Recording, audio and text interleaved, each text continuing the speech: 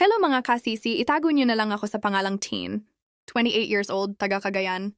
Gusto ko lang ibahagi ang isang parte ng buhay ko na hanggang ngayon, hindi ko pa rin lubos na maintindihan. College pa lang kami noon nang una kaming nagkakilala ni Renz. Magkaibang kurso, magkaibang ugali, pero ewan ko, parang may kung anong lakas ang humila sa aming dalawa palapit. Una siyang lumapit, una siyang nagtapat, at unang nagparamdam ng pagmamahal. Masaya kami. Hindi perpekto pero buo. Lalo na't parehas kaming nangangarap para sa pamilya. Pero gaya ng ibang kwento, hindi sapat ang pagmamahal kung may humahadlang lalo na kung pamilya na ang nakikialam. Conservative ang pamilya ko. Hindi sila pabor kay Renz dahil sa tingin nila wala siyang mararating. Isang simpleng lalaki, anak ng mangingisda, at working student lang sa panahon na yon. Hindi siya tinanggap ng mga magulang ko. Sa bawat araw na lumilipas, mas lalong dumadagdag ang pressure sa amin. Hanggang sa isang araw napagod na rin si Renz.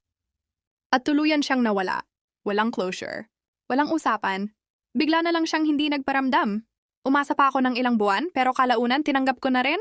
Lumipas ang ilang taon, naka-move on ako o akala ko lang nagkaroon ako ng ibang karelasyon, mas maayos, mas tanggap ng pamilya. Plano na sana ang kasal namin noon. Pero isang linggo bago ang engagement party, may nag-deliver ng mga coffee giveaways para sa event. At ang nag-abot sa akin, si Renz. Nanlambot ako? Tumingin lang siya, ngumiti, pero hindi nagsalita. Para bang walang nangyari. Pero sa loob ko gumuho lahat ng tinayo ko. Gusto kong humagulgol. Gusto kong magtanong, bakit mo ako iniwan? Pero wala. Tumalikod na lang siya at umalis. Doon ko na-realize, hindi pa rin pala ako buo.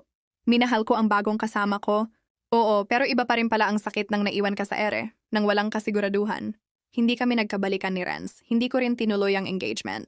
Hanggang ngayon, magkaibigan na lang kami ni Renz sa social media, pero wala nang kahit anong usapan. Minsan, may mga pagmamahal na hindi tinapos ng breakup, kundi ng takot at katahimikan. At ang mas masakit, yung dumating ang pangalawang pagkakataon, pero parehas na kayong huli sa lahat.